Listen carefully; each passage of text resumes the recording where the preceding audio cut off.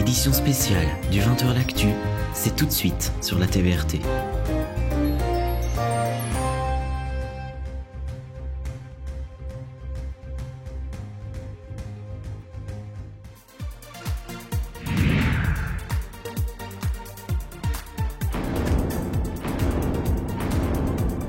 La TVRT, avec vous sur tous vos réseaux.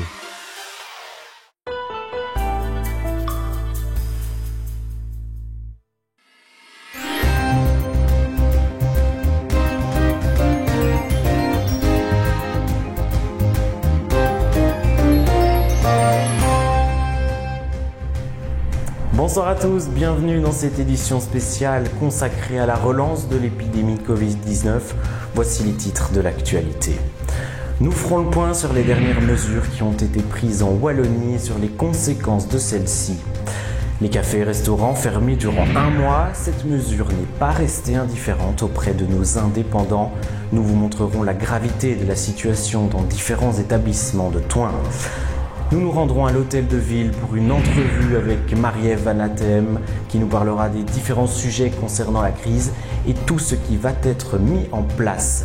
Nous serons en liaison avec Philippe Lano qui nous parlera de la situation assez critique que vivent nos médecins et nous ferons le point sur la situation sanitaire tudinienne. Enfin, nous vous parlerons d'une autre situation extrêmement alarmante.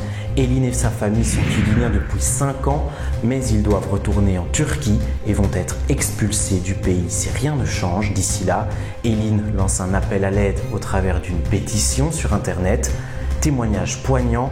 En fin d'édition, notre rédaction se mobilise. Bonsoir à tous, merci d'avoir choisi la TVRT pour vous informer. Après les chiffres de plus en plus inquiétants, l'épidémie de Covid-19 n'a pas dit son dernier mot et le gouvernement fédéral a dû prendre des mesures drastiques. La situation actuelle nous rappelle que trop amèrement le premier épisode du mois de mars dernier. Fermeture de l'horeca, réduction des bulles, mesures d'hygiène strictes.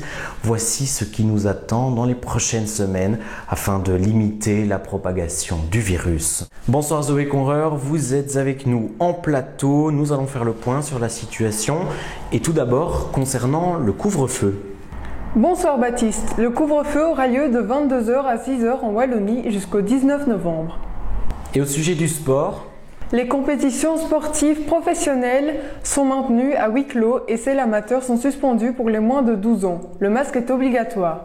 Il est possible de pratiquer un sport en salle, mais en respectant une distance d'1,50 m et les moins de 12 ans seront autorisés à exercer des sports de contact. En ce qui concerne l'enseignement, les mesures varient en fonction du niveau d'études. Dans l'enseignement supérieur, les cours présentiels sont suspendus, sauf dans certains travaux pratiques. Le télétravail.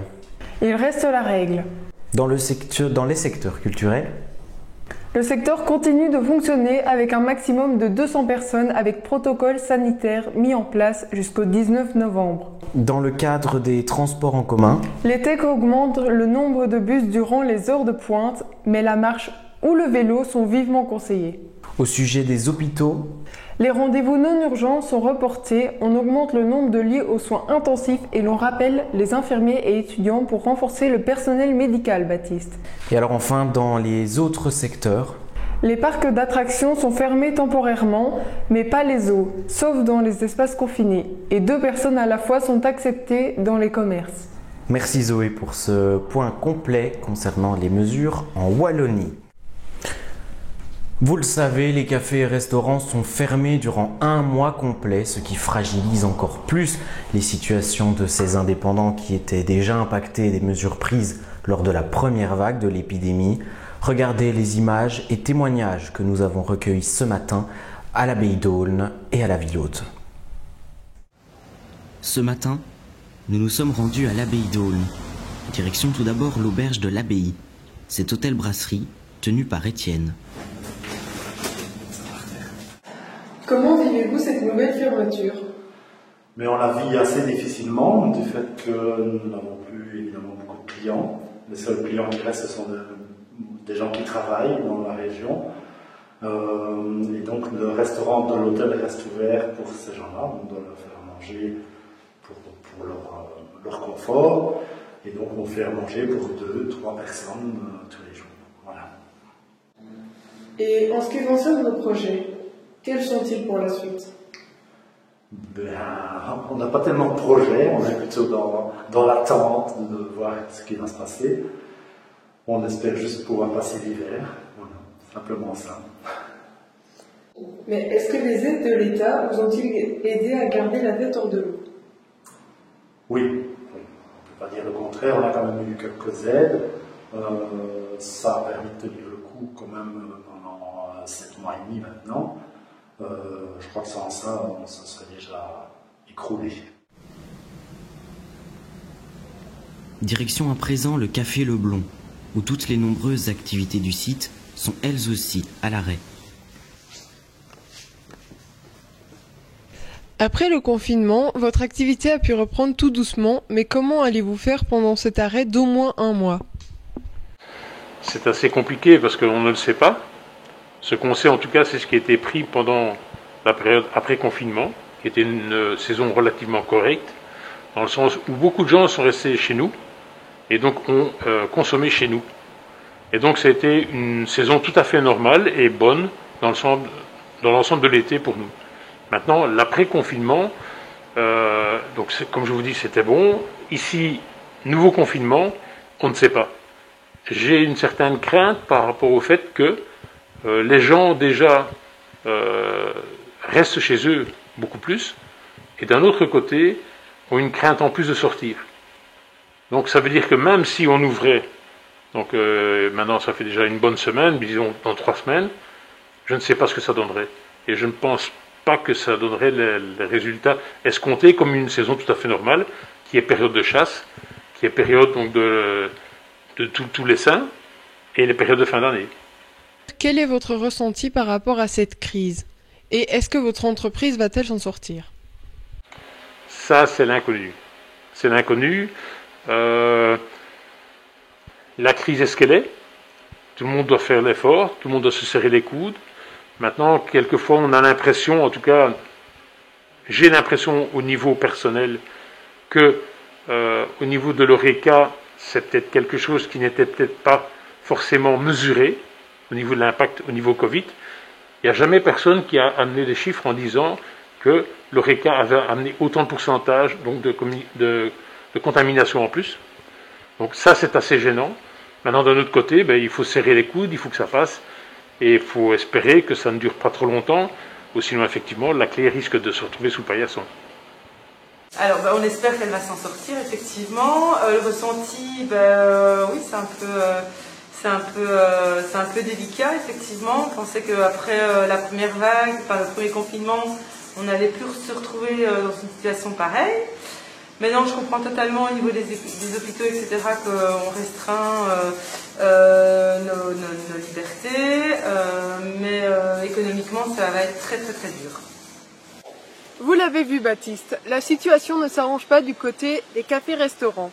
Malgré les aides de l'État, les établissements tentent de garder la tête hors de l'eau. Cette période est loin d'être finie. Voilà, une situation très compliquée, vous l'avez remarqué. Nous avons aussi été à la rencontre de Béa, la gérante du Rapido, une institution de Thoin. Regardez, c'est une situation très poignante qui touche le Rapido. Bien que le restaurant soit fermé, vous avez mis en place un système de vente à emporter. Est-ce suffisant pour survivre à la crise? Ce n'est pas suffisant, c'est une aide, mais c'est loin d'être suffisant parce qu'on perd tous les gros événements. Par exemple, ici, on devait faire le week-end prochain, week-end au Moule, c'était complet, c'est foutu. Ce week-end-ci, je devais avoir un repas pour une confirmation, c'est foutu. On perd tous les événements qui nous permettent de faire un petit bas de laine pour les moments plus difficiles, on les perd. Donc ici, on vivote, et nous, je ne vais pas me plaindre parce que le bâtiment étant payé, on n'a pas encore trop de charges, mais ce n'est pas le cas de tout le monde. Quand tu vois les autres commerçants ici à la ville haute, il y en a quand même 2 qui viennent de racheter leur bâtiment. Ils sont vraiment de difficultés parce que maintenant, les aides 6 mois pour les prêts, l'échelonnement de paiement, tout ça, ça commence à bugger. Hein. Après 6 mois, tu dois payer tes charges, tes loyers, tes remboursements de prêts. Là, maintenant, c'est fini. Donc, si on n'a pas des aides de l'État, ça va être très difficile. C'est en effet une période difficile pour tout le monde. D'ailleurs, en ce qui concerne cette période, quel est votre ressenti par rapport à ça? Et est-ce que l'entreprise va-t-elle s'en sortir? On espère bien qu'elle va s'en sortir. On est quand même là depuis 32 ans. Ce serait dommage de mettre la clé sous le paillasson dans ces conditions-là. Maintenant, il faut bien se rendre compte que tout le monde n'a pas cette chance-là et que je pense que nous, on est encore un peu privilégiés. Mais je le redis, il faut vraiment des aides et que les gens soient bien conscients que non seulement on doit faire très attention à soi et aux autres, mais il faut aussi pouvoir les aider dans des moments comme ça. Et comme ce restaurant, des restaurants qui ont l'occasion de pouvoir quand même travailler, mais seulement à emporter, ils ont été répertoriés dans une liste sur toin.be. Vous la voyez à l'instant, ils proposent différentes choses, chacun dans leur spécialité. Cela peut les aider à survivre dans certains cas désespérés, vous l'avez vu. Ces infos sont disponibles sur toin.be. Les autres institutions de Toin sont elles aussi touchées par ces nouvelles mesures comme le Gai Séjour, le CPAS ou encore la commune ou le service équipement. Alors comment cette situation est-elle gérée à Toin? Nous avons posé la question à notre bourgmestre Marie-Ève Van Latem que nous avons interrogé tout à l'heure. Je vous propose de l'écouter. Direction l'hôtel de ville pour une entrevue avec notre bourgmestre Marie-Ève Van Latem. Bonjour Marie-Ève Van Latem. Bonjour. Alors, comment la ville de Toin a-t-elle pris les nouvelles mesures décidées? Et est-ce que la ville a-t-elle ajouté des nouvelles mesures pour limiter la propagation du virus? Alors, comment on prend ces nouvelles mesures? Mais un peu comme des citoyens d'abord. Je pense que le gouvernement wallon est face à une difficulté et qui prend avec les gouverneurs les mesures qui lui semblent les plus adéquates. Il faut savoir que comme bourgmestre, je suis en contact avec le gouverneur aussi, qui nous demande très souvent notre avis. Et donc, globalement, je pense que ce sont des bonnes mesures. Il fallait passer à la vitesse supérieure.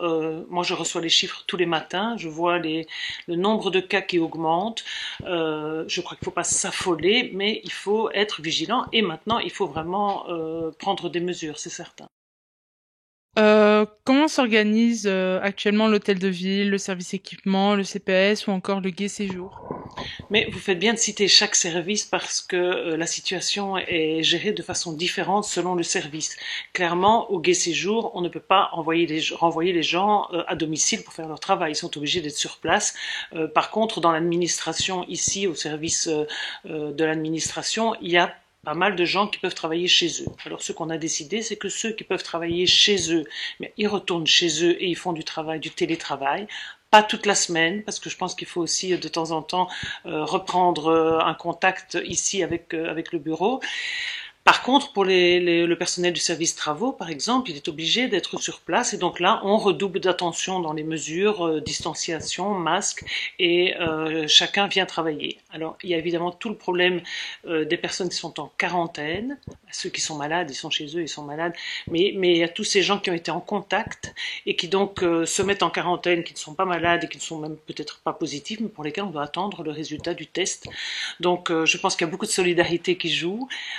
On a aussi basculé vers le service à la population sur rendez-vous.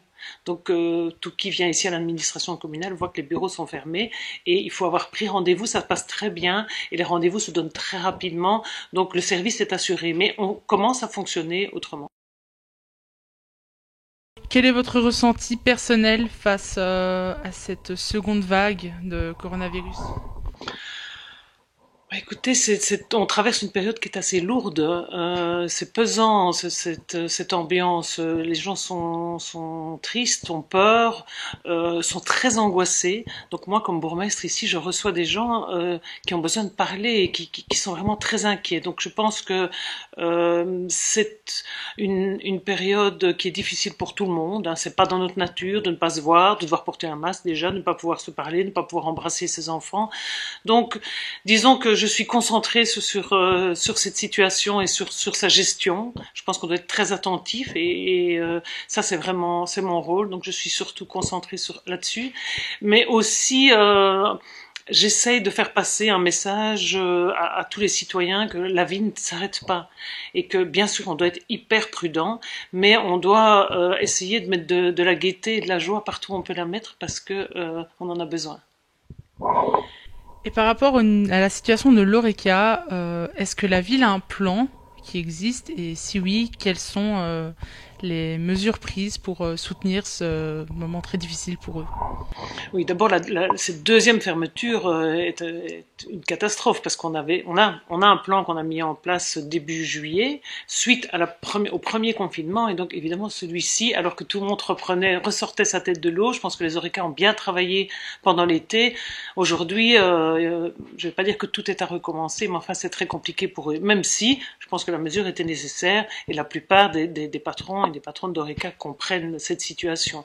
Donc notre plan qu'on a lancé en juillet continue, à savoir de la communication, de la promotion de notre commerce.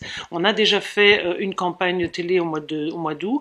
Aujourd'hui, dans quelques jours, va sortir un dépliant, un annuaire qui reprend l'ensemble des commerces et des professions des indépendants de notre ville.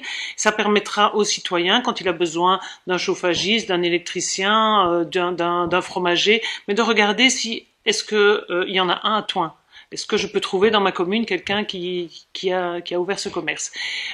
Ça permet donc de soutenir nos commerçants. Et puis nous avons toujours notre plan, notre avance de trésorerie. Donc les commerçants qui en ont besoin, qui ont besoin de trésorerie, peuvent faire appel à la ville et nous prêtons jusque 10 000 euros. Sans intérêt et 10 000 euros pour lesquels le remboursement va commencer dans plusieurs mois. Ce qui permet de faire la jonction pendant cette période qui est particulièrement difficile. Une question qui nous tient un petit peu à cœur. Déjà des mesures prises pour la Saint-Roch 2021, si elle a lieu? Alors d'abord, vous savez que la ville a confié au comité Saint-Roch le soin d'organiser la Saint-Roch. Donc je pense que le comité est déjà en train de réfléchir et verra les différentes sociétés quand ils jugeront que le moment est opportun, comme ça se fait pour chaque Saint-Roch. Mais très sincèrement, aujourd'hui, qui peut dire où nous serons le 3e dimanche de mai 2021? Donc voilà, j'espère, comme tous les Tudiniens, c'est vraiment mon souhait, c'est que ça puisse se passer comme nous avons l'habitude de le faire et pas de façon tronquée. C'est un espoir et je pense qu'on doit tous attendre. Concernant les autres mesures prises à Thoin, le Gai Séjour a recensé des cas positifs. Il est donc impossible pour les personnes extérieures de s'y rendre durant minimum une semaine. Les activités internes comme les coiffeurs, les pédicures ou les animations sont toutes suspendues. C'est une vérité, la crise sanitaire engendre une crise économique très importante et dans certains cas, joindre les deux bouts à la fin du mois peut être impossible. Alors que vous soyez homme, femme, jobiste, chercheur d'emploi ou autre, le CPS dégage un budget spécifique pour organiser des aides adaptées à ces situations. Vous pouvez les contacter au numéro de téléphone qui s'affiche sur votre écran ou via une adresse mail ou bien encore via des permanences organisées. Les mercredis, toutes les infos sont sur thoin.be. Qu'en est-il de la situation sanitaire tudinienne? Combien de cas y a-t-il chez nous? Ou encore comment nos médecins gèrent la crise? Nous sommes en liaison avec le pédiatre Philippe Lano. Bonsoir. Philippe, vous êtes pédiatre dans un cabinet tudinien. Nous allons parler de la crise tudinienne. Alors concrètement, on en est où? On est dans une phase de la crise qui est une nette augmentation, ce qu'on appelle la seconde vague. Depuis un bon mois, on voit vraiment que les cas quotidiens augmentent de jour en jour.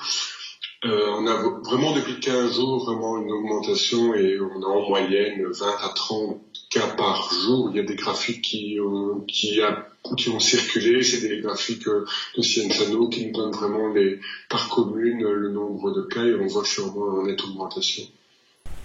Vous avez parlé de ce graphique concernant les différentes communes. On est en expansion. Savez-vous à l'heure actuelle si ça va continuer d'augmenter dans les prochains jours ou alors est-ce que ça va se stabiliser? J'ai pas de boule de cristal évidemment, mais je pense qu'on est encore dans la phase d'augmentation. Je pense que si chacun y met du sien, si chacun respecte toutes les mesures qui ont été faites et qui sont encore plus fortes depuis hier et encore plus fortes en Wallonie, je pense qu'on peut stabiliser et espérer avoir un plateau dans une dizaine de jours. Mais ça sera un plateau et puis le temps que ça diminue, on peut espérer dans un petit mois. Cette crise sanitaire, bien sûr, il faut la gérer. Médecin généraliste ou même encore vous, pédiatre, comment est-ce que vous gérez la situation au quotidien? Alors, la situation est différente déjà entre mon cas personnel comme pédiatre et les généralistes. Les généralistes sont vraiment débordés parce que beaucoup d'adultes sont testés, même si on a restreint un petit peu jusqu'au 15 novembre les testings en évitant les contacts de tester les contacts asymptomatiques. En pédiatrie, on a énormément d'enfants malades, mais il y a tous les virus habituels d'automne, il n'y a pas que le Covid. Alors on a des algorithmes qu'on a travaillé avec l'ONE pour essayer de diminuer ces testings chez les enfants. C'est quand même pas l'examen le plus agréable, c'est pas non plus insurmontable, mais c'est pas l'examen le plus agréable. Donc on essaie de limiter le testing chez les enfants. On doit parfois le faire parce que il y a des enfants symptomatiques qui ont été en contact, surtout les plus grands. Donc en dessous de 6 ans, on teste quasi pas. Au-dessus de 6 ans et surtout en secondaire, là en pédiatrie, on en teste régulièrement, quoi. En fait, ça c'est clair. En fait. Maintenant, ce qui est positif, c'est que les enfants en général sont très peu malades, très peu atteints. On a très peu d'enfants hospitalisés. Il y a toujours une exception, ça c'est clair, mais c'est très peu.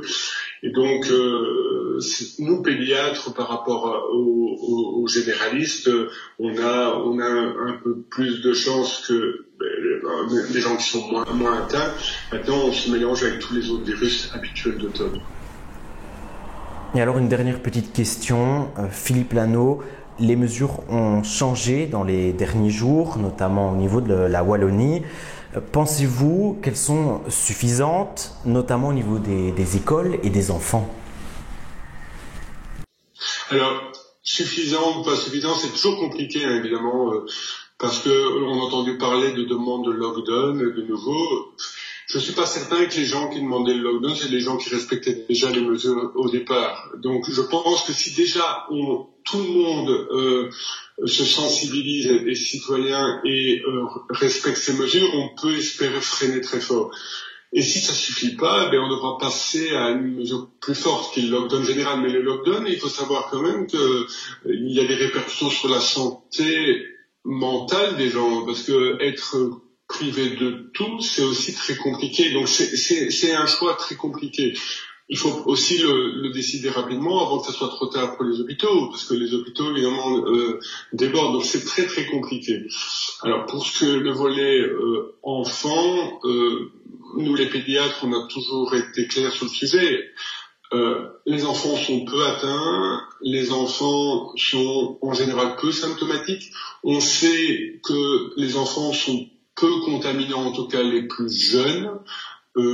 Et donc, on est, nous, pour le maintien des garderies et des écoles, parce que on a malheureusement, donc l'éducation c'est quand même une chose essentielle, et on au retour du confinement, on a des chiffres catastrophiques. Donc, je parle pas au niveau scolaire, parce que ça, c'est les enseignants qui en parlent, et je pense qu'ils ont des grandes difficultés par rapport aux lacunes qui ont été retrouvées chez certains enfants. Mais nous, par exemple, pédiatres, et moi, pédiatre pour l'Union, on a eu une augmentation très importante d'enfants battus, d'enfants négligés. C'est des enfants qui, pendant 6 mois, n'étaient plus suivis. C'est aussi le rôle un peu de l'école, tout le côté social, le suivi, le regard.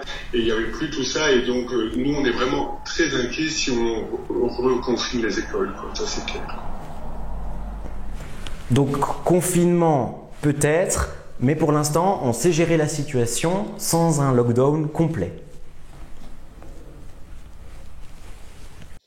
On espère pouvoir le gérer avec les mesures plus fortes qui ont été prises hier. Je croise les doigts, j'espère vraiment. Maintenant, je pense que les mesures qui ont été prises déjà vendredi passé avec la fermeture de l'Horeca devraient avoir un effet dans fin de semaine prochaine. Ça, plus qu'on a fait, on peut espérer que oui. Mais chaque jour, on voit que pour le moment ça augmente, et chaque jour, les hôpitaux sont de plus en plus serrés. Donc, j'espère qu'on ne devra pas aller plus loin. Je l'espère vraiment. Merci Philippe Lano d'avoir été avec nous dans cette édition spéciale. On vous souhaite bien sûr énormément de courage pour surmonter cette crise sanitaire. Et c'est ce qui referme cette large page consacrée à cette deuxième vague du Covid-19. Dans la suite de l'actualité tudinienne, nous allons parler de la situation désespérée d'Éline et de sa famille qui vivent à Thoin depuis 5 ans, tant d'attendre des longues procédures d'immigration. Aujourd'hui, si rien ne change, ils vont être expulsés et renvoyés en Turquie où ils ne se sentent absolument pas en sécurité étant donné que les Kurdes sont en minorité là-bas et qu'ils sont souvent malmenés. Le père de famille est recherché, il y est en danger pour ses idées politiques notamment. C'est en Belgique qu'il a pu obtenir cette liberté. Il ne veut qu'une chose, que sa famille soit en sécurité et que ses enfants obtiennent une bonne éducation à l'école. Il aimerait trouver un emploi et participer au même titre qu'un citoyen belge à l'effort commun. Alors Éline, sa fille de 16 ans, lance un appel à l'aide. Elle a très peu de souvenirs en Turquie. Elle aimerait avoir la même chance que les autres ados de son âge, réaliser ses rêves et devenir interprète ou avocate. On écoute son témoignage. Bonjour, je suis Güzelta Céline, j'ai 16 ans, je suis kurde. Je suis en 3e année ici à l'Athénée Royal de Thoin. Ma famille et moi, nous sommes arrivés en Belgique en 2015, donc ça va faire bientôt 6 ans. Je me suis bien intégrée ici, je suis très heureuse avec ma famille, mes amis. Et j'ai un frère aussi qui va au CFA de Thoin et qui fait le stage du vendeur. Sauf que aujourd'hui, la Belgique a décidé de renvoyer ma famille et moi, où mon père est en danger à cause de ses idées politiques. Donc voilà. Et avec ma prof de latin, Madame Teman, nous avons décidé de faire une pétition pour pouvoir rester ici en Belgique.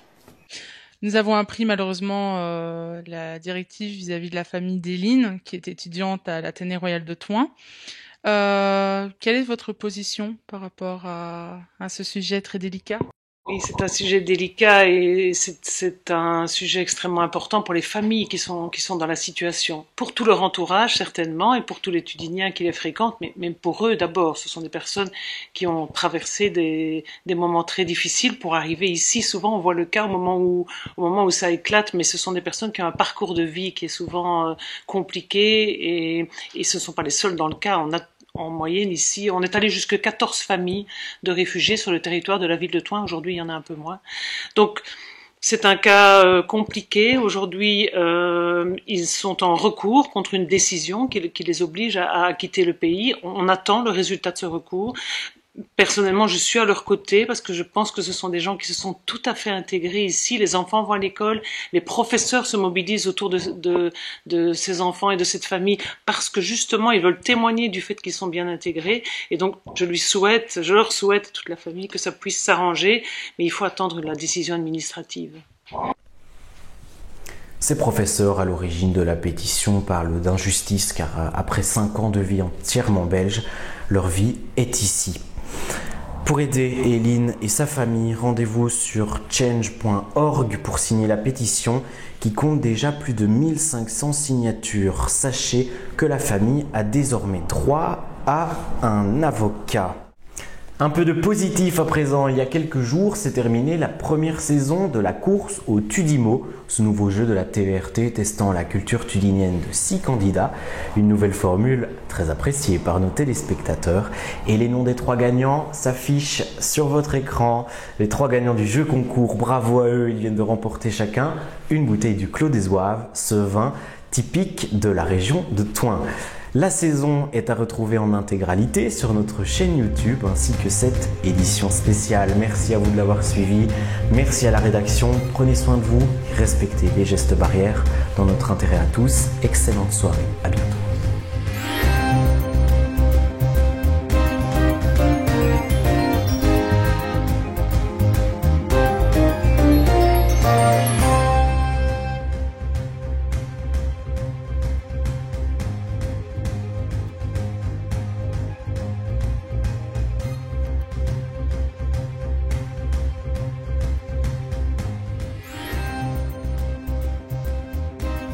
« 20h l'actu, l'édition spéciale, c'est à voir ou à revoir sur la TVRT.